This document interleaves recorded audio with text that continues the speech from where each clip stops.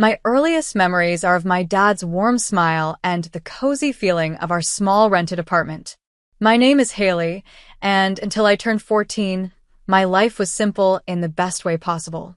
My dad, Mark, had a way of turning ordinary moments into adventures. Even though we lived in a modest apartment, he transformed our tiny balcony into a magical garden and made rainy weekends exciting by building forts in the living room. My mom, Grace, was different. She was quieter and often dreamed of having a bigger house and a more glamorous life. But back then, their differences seemed to balance out perfectly. Mom would often ask me, "Haley, sweetie, do you want to spend the weekend at Grandpa's?" I'd always jump at the chance. Not because I didn't want to be at home, but because Grandpa Jack's house felt like a second home to me. Grandpa's place was an old two-story Victorian house with creaky wooden floors and endless corners to explore. When I'd arrive, he'd greet me with a warm smile and say, "Your mother needs some alone time with your father, and I need my time with my favorite granddaughter." I was more observant than most adults realized. I understood that Mom needed her space and that she and Dad had their own bond to maintain. It didn't bother me. If anything, it made me feel grown up. Besides, my weekends with Grandpa were special. He'd tell me stories about Dad's childhood, teach me about saving money — he was a retired bank manager — and make the most delicious pancakes. One morning, while we were having breakfast on his porch, Grandpa said, "Your mom dreams of having a house like this one. But do you know what's more important than a big house? A home filled with love." I nodded, even though I was young, because I understood what he meant. Our apartment might have been small, but it was full of love. Dad worked at an insurance company and would come home each evening with so much energy. He'd swing me around in his arms and smother Mom with kisses until she couldn't help but laugh. Moments like those made our little apartment feel huge, like nothing else mattered. But life has a way of surprising you, changing everything when you least expect it. I was 14 when Dad started losing weight fast. At first, he joked about it, saying he was finally getting fit, but his eyes told a different story. He started going to the doctor more often, and Mom looked more worried every day. "It's just a phase," Dad would say, ruffling my hair with a weak smile. "I'll be back to my old self soon." But he wasn't. The truth hit us hard. He had aggressive pancreatic cancer. It spread through him like wildfire, and in just a few months, my strong, lively dad became a shadow of who he used to be.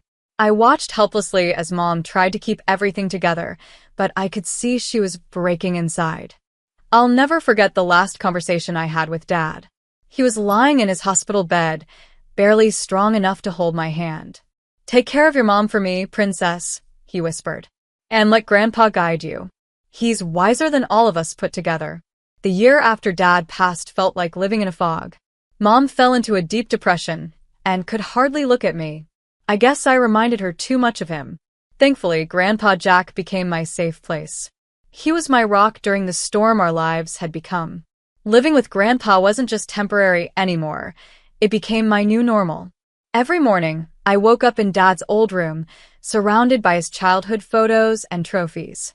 Grandpa made sure I stayed on top of school, helped me with homework, and tried his best to fill the gap left by both my parents, one who was gone and the other lost in grief. Mom would call sometimes, but her voice always sounded far away, like she wasn't really there. Her visits were even rarer, just quick stops where she'd barely look at me before leaving again. I eventually stopped hoping for more. Then, exactly 1 year and 3 months after Dad passed, everything changed. Mom showed up at Grandpa's door one sunny Saturday morning, and I almost didn't recognize her. She wasn't the sad, grieving widow anymore. She was wearing a bright yellow dress, had a new haircut, and her face was glowing with excitement. "Haley, sweetie, pack your things, you're coming home," she announced, practically bouncing on her heels like a teenager. I looked at Grandpa, confused, and he seemed just as surprised as I was. The drive back to our apartment was filled with Mom's cheerful talk about random things. It felt like I was sitting next to a stranger who only looked like my mom. But the real shock hit me when we stepped into the apartment. In our small living room stood a tall man and a girl who looked about 4 years younger than me. They both smiled nervously as Mom practically skipped over to them. Haley, meet Tyler and his daughter Alyssa, Mom said, beaming as she grabbed Tyler's arm. Tyler is my fiancé, and Alyssa will be your new sister. We're getting married soon. The room started spinning. What? When did this happen? Oh, we've been dating for a while now, Mom said, waving her hand like it was no big deal. I didn't tell anyone because, people can get jealous and judgmental. It was better to keep it private. I stumbled to my old room, barely noticing that it had been completely redecorated. My hands were shaking as I pulled out my phone and called Grandpa. He picked up right away. Mom has a fiancé, I whispered, trying to keep my voice steady. She's getting married and she didn't tell anyone. There's a man here and his daughter. Grandpa arrived within 30 minutes. From my room, I could hear him confronting Mom. Grace, how could you do this without telling anyone? Without telling your own daughters? Dad, I'm happy for the first time in forever, Mom said defensively. I've decided to move on, to live again. Mark wouldn't want me to stay stuck in sadness forever. There was a long silence before Grandpa finally replied, his voice heavy. I hope you'll be happy, Grace. Just don't forget you have a daughter who needs you too. The 4 months leading up to the wedding felt like living in a strange, twisted world.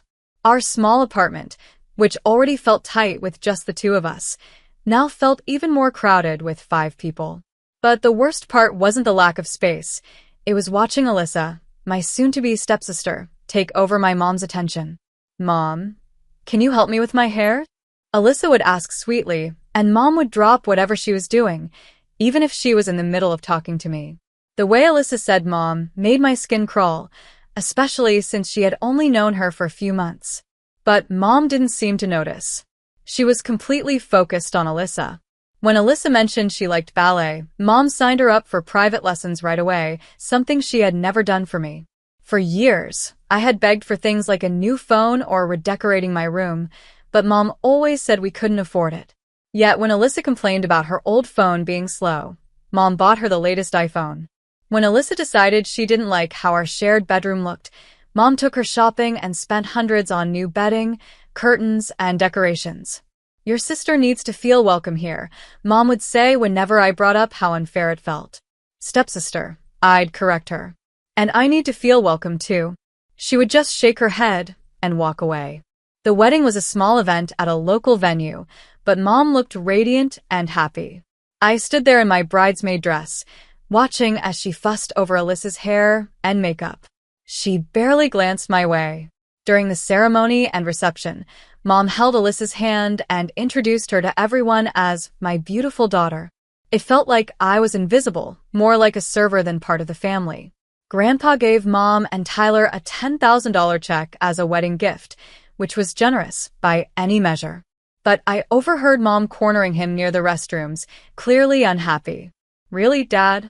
A check, she hissed, her face red from champagne and anger. I was counting on you giving us your house. We're a proper family now, and we need the space. That apartment is too small for 5 people. Grandpa stayed calm, though I could see the disappointment in his eyes. Grace, you're rushing into everything, first this quick engagement, now this. That house isn't just property to hand over on a whim.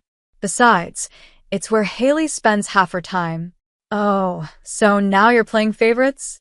Mom snapped. No, Grandpa said firmly. I'm being practical. And maybe you should be too.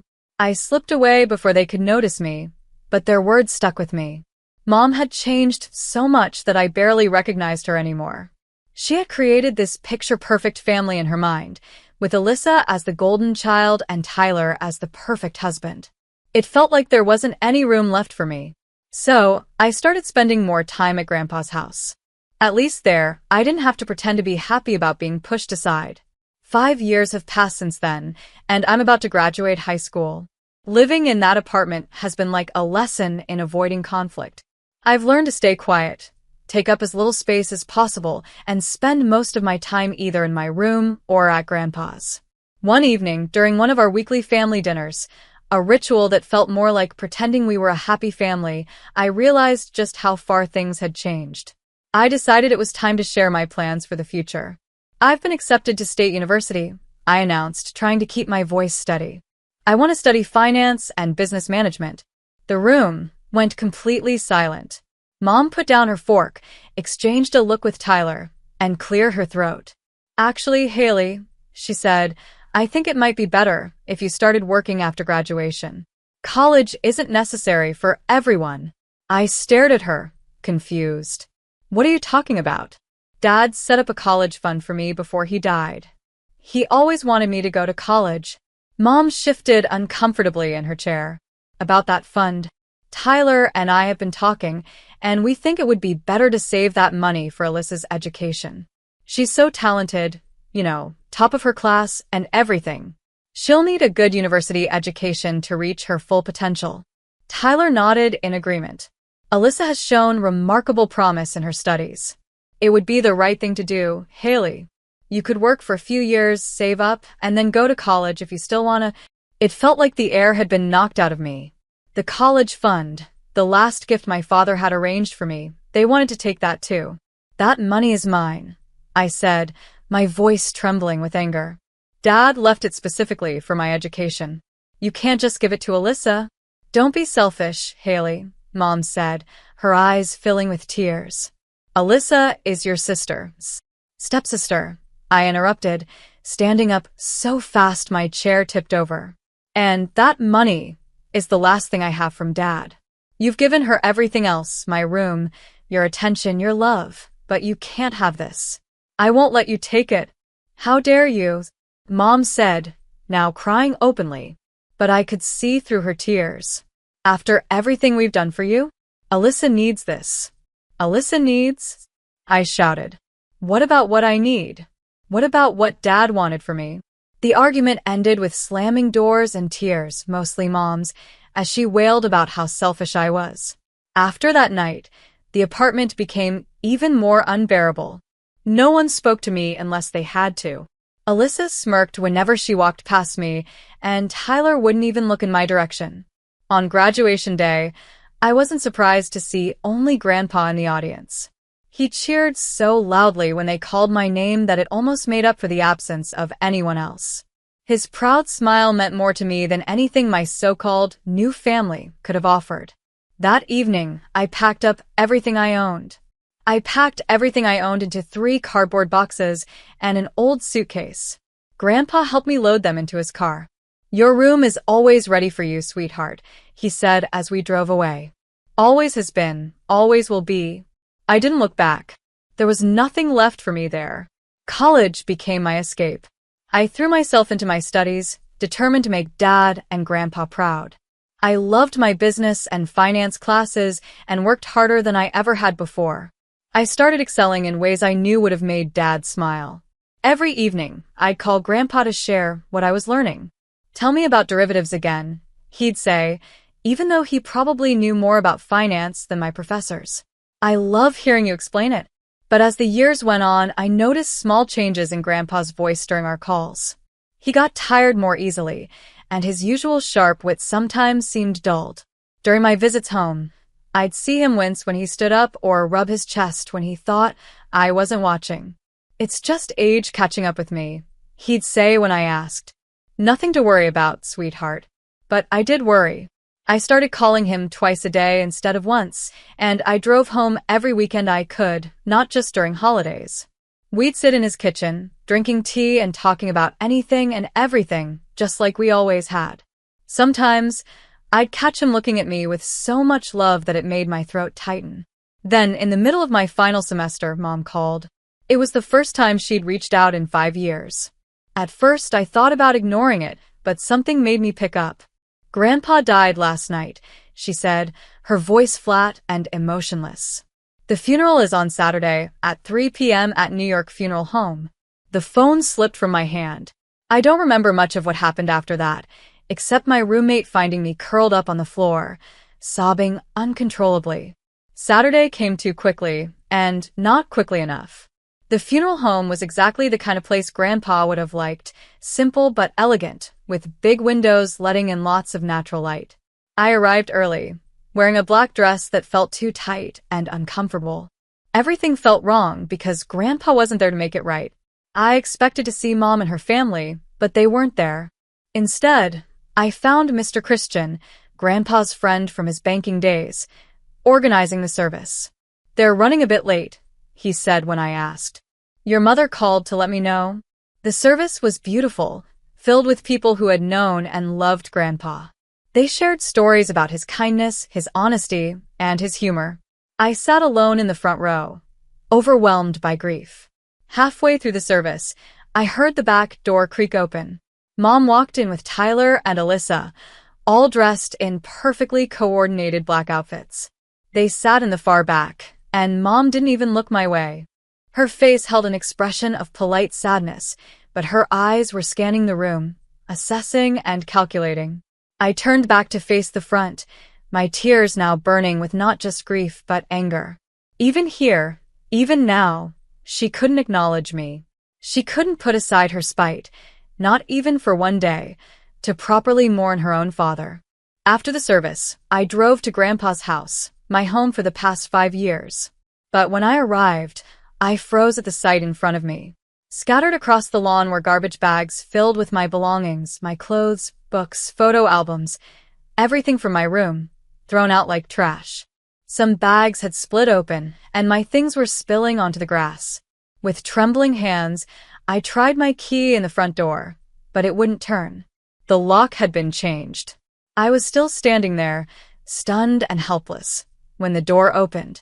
Mom stood in the doorway, still wearing her black funeral dress. But her face was no longer sad. It was triumphant. "Oh, good. You're here to collect your things," she said, as if she were doing me a favor. "This is my house now. Dad's gone, and as his only child, I'm the rightful heir. I've already changed the locks. We're moving in tonight." I stared at her, unable to believe the cruelty of her words. "You couldn't even wait until after the funeral?" I said, my voice shaking. "These are my things. This was my home." "No," she said sharply, cutting me off. "This is my home now. Take your stuff quickly, or it's going in the dumpster." "I need to clear the space for Alyssa's things," Mom said with a cold smile. "She's getting your old room, by the way. She's always wanted a bigger bedroom." I felt numb as I gathered my belongings, shoving them back into the torn bags and trying to pick up the scattered photos of Dad and Grandpa from the grass. Mom stood in the doorway the whole time, watching me like a security guard, as if I might steal something. The drive back to my college dorm was a blur of tears and disbelief. My roommate didn't ask any questions when she saw me. She just helped me carry everything inside. 2 weeks later, I got a call from a law firm. "Miss Johnson, this is Mr. Matthew from Matthew and Partners Law Firm. I'm your grandfather's notary. We need you to come in for the reading of his will. Would Saturday at 11 a.m. work for you?" I agreed, even though I didn't see the point. Mom had made it very clear she was inheriting everything.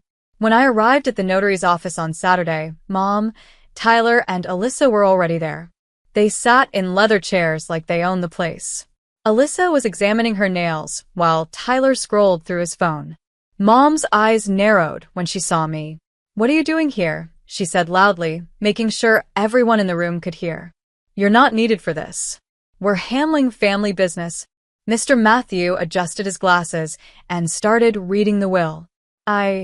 Jack Mark Mitchell, being of sound mind and body, declare this to be my last will and testament. He began with the usual formalities, and I saw Mom smiling, confident. But that smile froze when he continued. "To my beloved granddaughter, Haley Johnson, I leave my house at 143 Collier Street, along with all its contents, and my entire savings account containing $550,000. The room went completely silent. Then Mom's voice cut through like a knife. "What? This can't be right," she shouted, grabbing the document from Mr. Matthew. Her eyes scanned it frantically. "Where's my part? I'm his daughter." Mr. Matthew calmly took the will back. "Mrs. Waters, your father's wishes are very clear. He leaves everything to Miss Haley Johnson. There is no provision for you in the will. This is impossible." Mom's face turned red with rage. She manipulated him. She turned him against me. "I'll sue. I'll contest this will," Mom shouted. "The will is ironclad," Mr. Matthew replied calmly. Your father had it properly witnessed and notarized 7 months ago. He was of completely sound mind, as confirmed by his doctor. Any attempt to contest it would be futile and very expensive. Mom's strategy shifted instantly. The anger in her eyes turned into tears, and her tone became sweet as honey. Haley, sweetie, please, she said, her voice trembling. We've already given up our apartment. We moved everything out yesterday. We have nowhere to go. You can't just throw us out on the street. We're family. I stood up, holding the folder Mr. Matthew had just handed me. Inside were the deed to the house, the ownership transfer documents, and all the legal paperwork proving I now own the property. Family? I asked quietly, meeting her tearful gaze. Like how you threw all my things onto the lawn before Grandpa was even in his grave. Like how you tried to steal my college fund. Like how you've treated me for the past 5 years. That was different. She started, but I cut her off. This is your problem, not mine. I suggest you start looking for a new apartment, I said firmly, turning to leave. I drove straight to Grandpa's house, my house now, but when I tried the key, it didn't work. Taking out my phone, I called a locksmith and explained the situation. When he arrived, I showed him the notarized documents. I'm the legal owner of this house, I told him, holding up the paperwork. I need you to open these locks and then change them. I want to be the only one with the keys. As the locksmith worked, I went through the house, gathering everything that belonged to Mom, Tyler, and Alyssa. I packed up their clothes, toiletries, and even the posters Alyssa had already stuck on my old bedroom walls. I loaded it all into garbage bags, just like they had done with my belongings days ago. When the locksmith handed me the new keys, I dragged all their bags onto the front porch and arranged them neatly. The irony wasn't lost on me. Their things now sat where mine had been, scattered on the lawn just days before. As the sun began to set, I heard the familiar sound of Mom's car pulling into the driveway. Standing by the living room window, Grandpa's favorite spot for reading the morning paper, I watched as their reactions unfolded exactly as I expected. What is this? Mom's voice shrieked loud enough to be heard through the closed windows. Our things. All our things are outside. I opened the door, but stood firmly in the doorway as they approached. Mom's face was bright red with anger. Tyler looked like he had swallowed something bitter, and Alyssa was already crying her dramatic tears. How dare you? Mom shouted as she stormed up the porch steps. We live here now. You can't do this to us. Actually, I can, I said calmly. This is my house now, legally and rightfully. You need to take your things and leave. We have nowhere to go. Alyssa cried.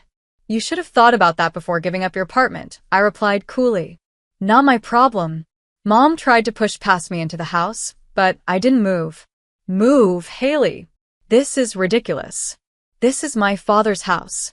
No, I said firmly. It's my house now. If you don't leave with your belongings immediately, I'll call the police and report you for trespassing. And if you don't take your bags, they'll go straight to the dumpster. I pulled out my phone. Your choice, Mom. Just like you gave me a choice when you threw my things on the lawn. The next few minutes were filled with yelling and threats as they gathered their bags. Mom switched between crying and shouting about how unfair it all was, while Alyssa kept muttering that I'd regret this. Tyler grumbled under his breath about contesting the will. When they finally loaded the last bag into their car, Mom turned to me one last time. You're no daughter of mine. Your father would be ashamed of you. I gave her a sad smile. No, Mom. Dad would be proud that I finally stood up for myself. Goodbye. I watched them drive away, their car disappearing around the corner. That was 7 months ago. I'm in my final semester now, about to graduate with honors. The house is being rented to a lovely young family, and their monthly rent is helping me build my savings, just as Grandpa would have wanted. On the first night after they left, I found a letter in Grandpa's study safe. My dearest Haley, it began. If you're reading this, it means you've already dealt with your mother's reaction to my will. I'm sorry you had to go through that, but I knew Grace too well. I knew what she would try to do. You have your father's integrity and my business sense, Grandpa had written. Use them both wisely. The house is yours to do with as you wish, but promise me you'll keep the family photos in the attic. Some memories are worth keeping, even the painful ones. I kept that promise, along with the others I made to both Grandpa and Dad. Now I'm focusing on my future, letting go of the past, but holding on to the lessons it taught me. Sometimes, family isn't the people you're born to, it's the ones who believe in you, protect you, and help you grow. Mom, Tyler, and Alyssa still live somewhere in the city. I've heard they found a new apartment eventually. They've tried to reach out a few times, usually when they need something, but I don't respond. Some chapters of our lives are better left closed.